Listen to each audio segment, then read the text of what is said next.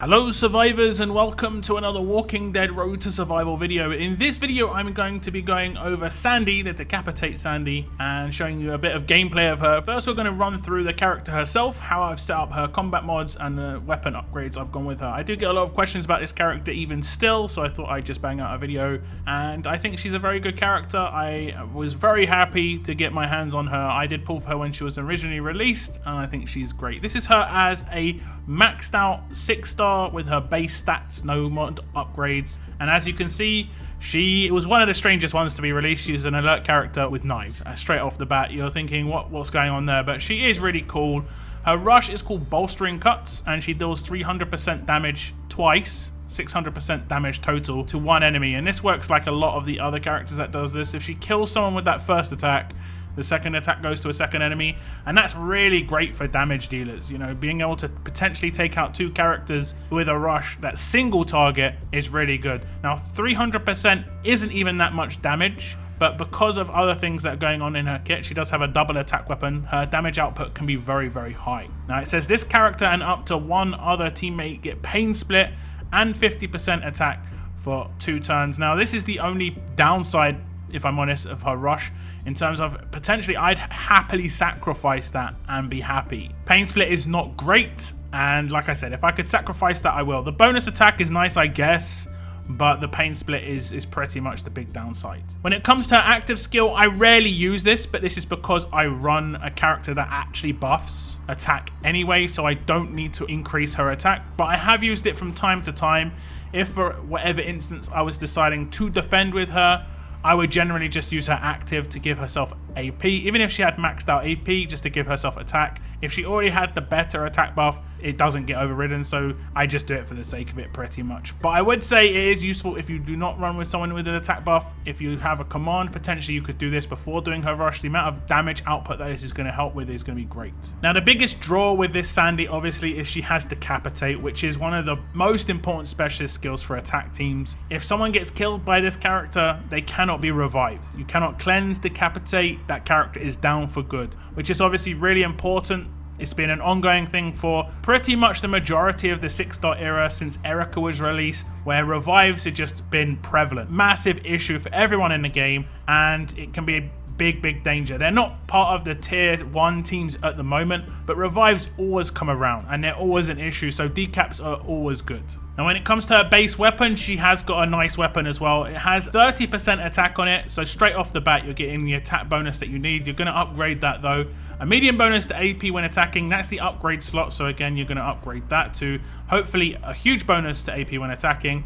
And the last one is great. When attacking, a better chance to make a second attack with 200% attack. It's actually a trait crit for another trait, which is normally tough. It's normally a Slayer 3 upgrade for tough weapons, but the one that you can craft in the armory only gives 150% attack for that second attack. 200% is huge. It makes the damage output even better. If she does hit a double attack, not many characters are surviving that. Even if it's off trait, even if she's not getting combat mod bonuses, she's going to get a lot of damage off with that, with the double attack. Even if there's no crits, generally speaking, unless there's a massive defensive character, that character should be dead.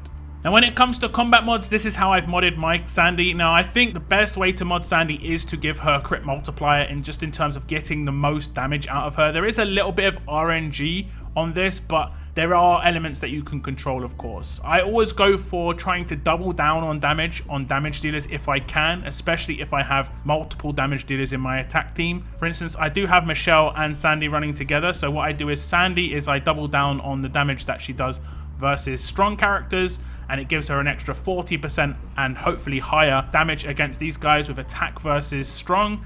And then with the crit, I'm just going for the crit bonus, just so that when her rush actually goes off, it can actually crit. Those individual attacks can crit, and so can the double attacks. So she could effectively crit 4 times on that rush, and it'll be a double attack against one character, a double attack against another character, hopefully. And most likely, she would kill 2 characters with that rush. I do go for the crit multiplier in the bottom left-hand corner just to give her even more damage with the multipliers. She gets a base 50%, and I think the crit multiplier in the bottom left, you can get up to 50%. So her damage output can be immense. Now, the only attack stat increase she's going to get is with the stat mods, if you're going to go a crit multiplier. So you want to get as much of a stat mod as you can. As you can see in my other region, I have the most damage you can have on Sandy because I have a 650 attack mod, which is obviously what you want to try and get as close to 650 as you can. This is going to be your main increase in attack stat, and this is going to be massively helpful when it comes to the multipliers from her rush, from the attack versus strong, from the leader skill, from the weapon as well. All of those add together, and that 50, 60 damage here and there can make a big difference in the end.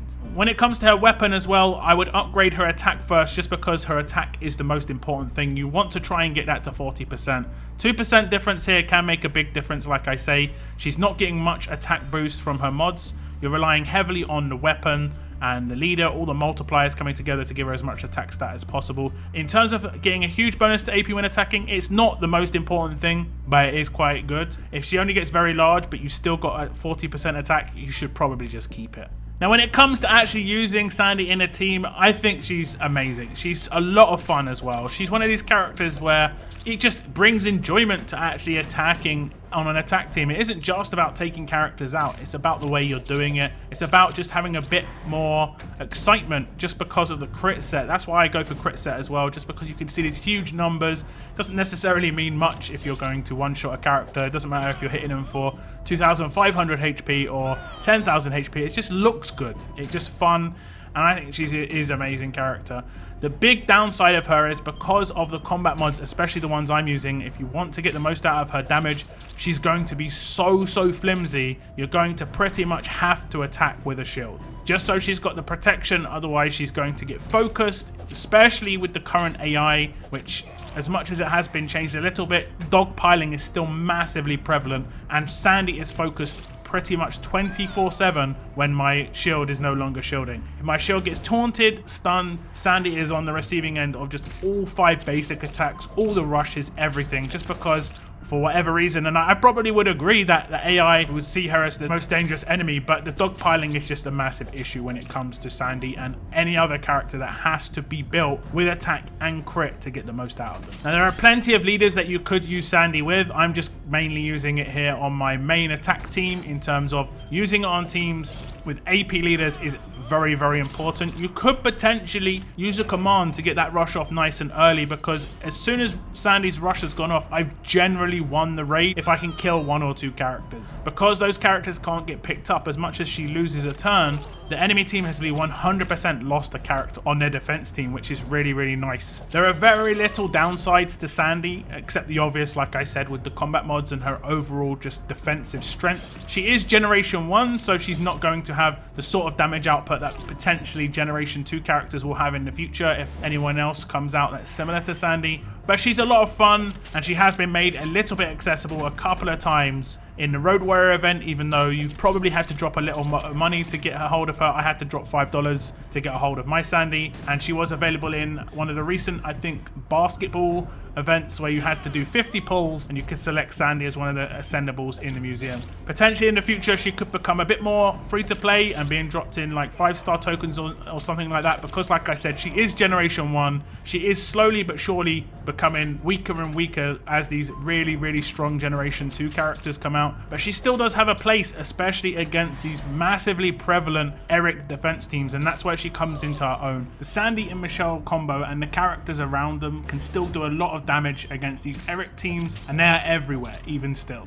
So if you have a Sandy, I would say best thing to do is run a shield, build her very glass cannon, and then you can get the most damage out of her. She does hit very hard. If you're coming up against strong characters, they are not going to last very long. And potentially in the future, melee defense teams could become a thing again, and then more strong characters are going to be on the defenses of top teams. And considering Madison is in 5-star token, she would have a large leader against melee teams as well. But as long as you've got that huge AP, you can still get a 3rd turn rush or a 2nd turn command rush. And just like I said, as you've seen, the damage output can be really great. But Sandy, in the end, is a very fun character. Very fun in pretty much every other part of the game as well. Faction Assault, SR, you name it. Very usable character. Even when maybe her day comes when she's not as useful in raids, I'll still be happy that I've got her on my roster. Hopefully this video was helpful for you guys. If you have any questions about this character, please join my Discord. The link is in the description. But that's the end of my video. Thank you very much for tuning in. And as always, keep on surviving, guys. Keep on surviving.